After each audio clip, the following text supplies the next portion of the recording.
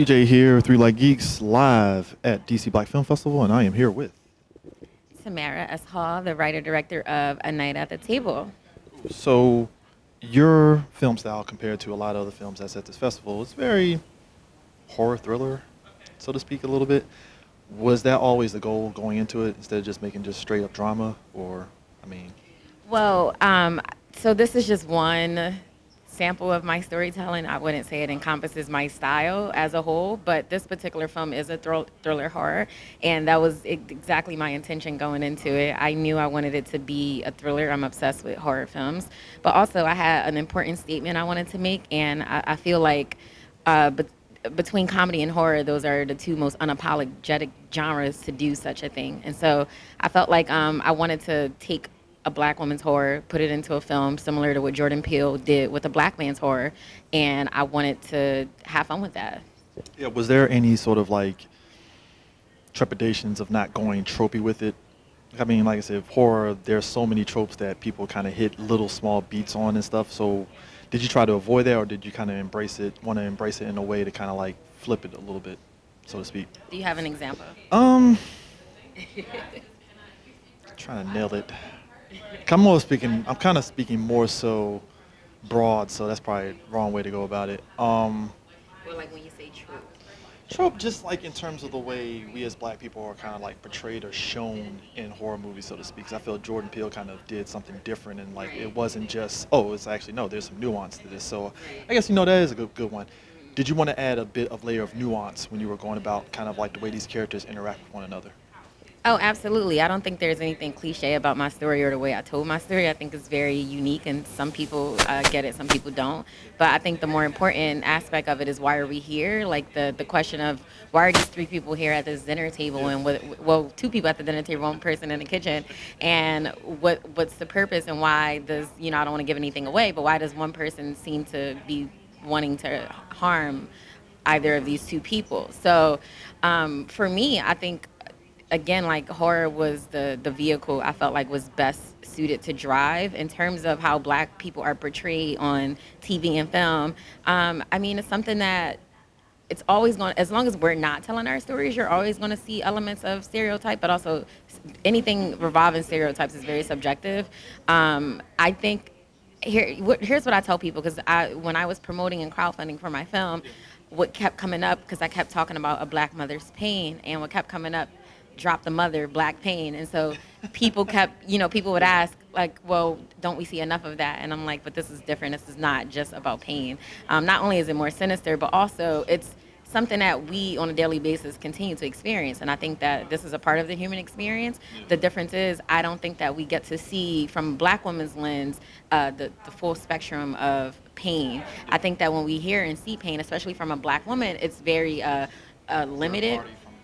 Yeah, and it's always like either tears or something really sad or broken, and what I wanted to show is the full spectrum of that human experience, which was also rage and love redistributed and repackaged in so many different ways. And so we see this mother kind of going through the motions of what that pain looks like in a very, very dark tale. Yeah, because one of the things that I thought was actually pretty cool was seeing the tension between all three characters, and that's your miles are going to vary because some directors can nail that tension, others you don't buy into the tension. So most directors, some of them are able to get that tension between all the actors and stuff in a movie, and some aren't able to make it believable.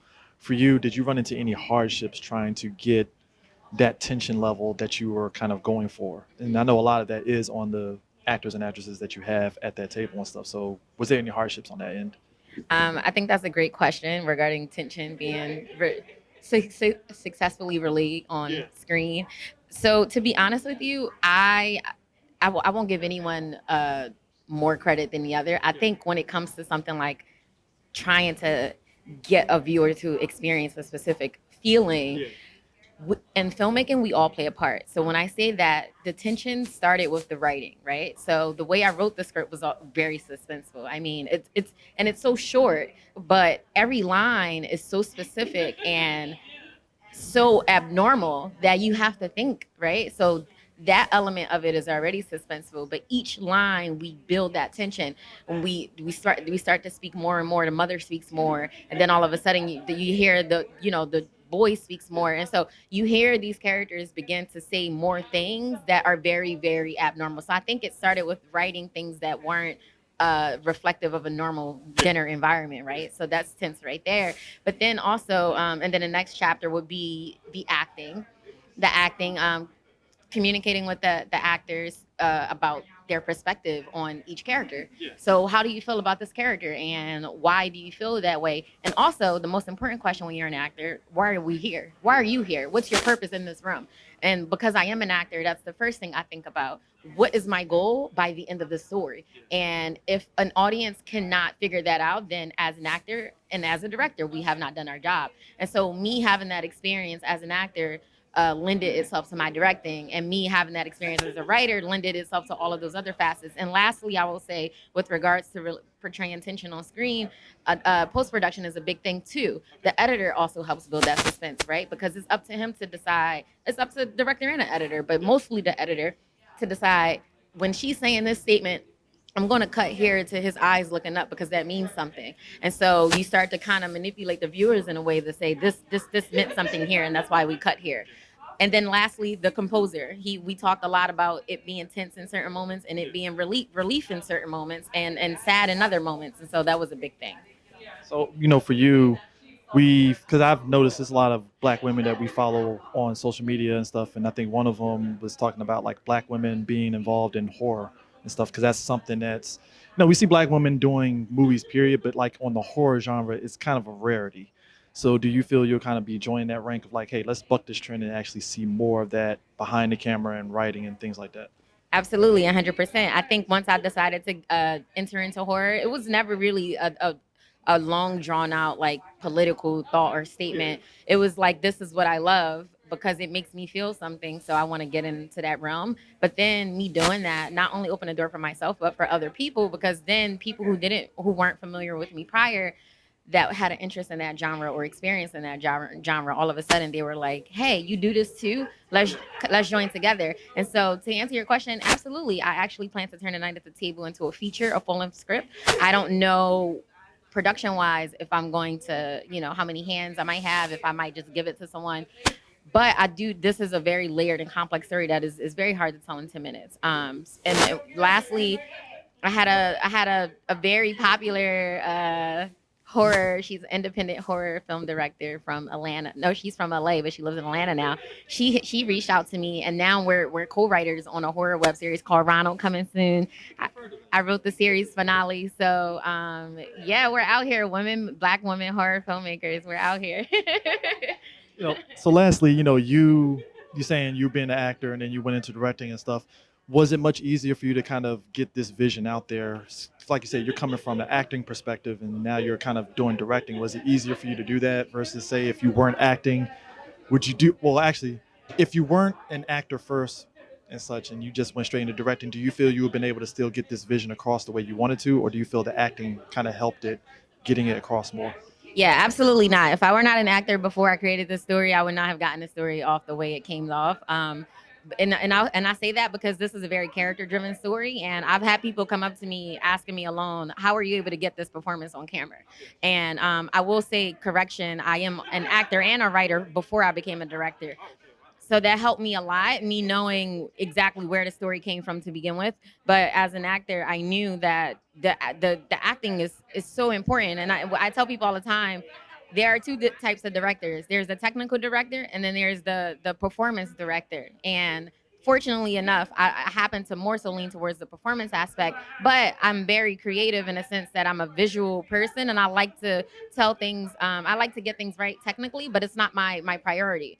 And some people it is. Those are the directors who you most more often than not you hear them talked about more because they're trying quirky things, right? And that's great too. But I want a story that's going to stick with people. And so for me, performance is always first and foremost. I sacrificed myself as an actress on this story. Although I performed on there, but the point is I gave myself a very small role, and I just was like, this is not about me. It's about the story. And the important part is the mother. And I mean, I had to bark on set a few times. Look, my actress is in character. She's crying, I don't see anything laughable about this right now. Take the laughs in the other room, right? It happens, and it is. You want to create a positive environment, but also it has to be very, very supportive to the actor. They need that. They need that space to be able to channel that character. So, yeah, acting lends itself to directing. Period. If in order to be a successful director, you have to know acting. So that's why a lot of directors, you hear them say, "I've taken an acting class just to understand the language of the actor."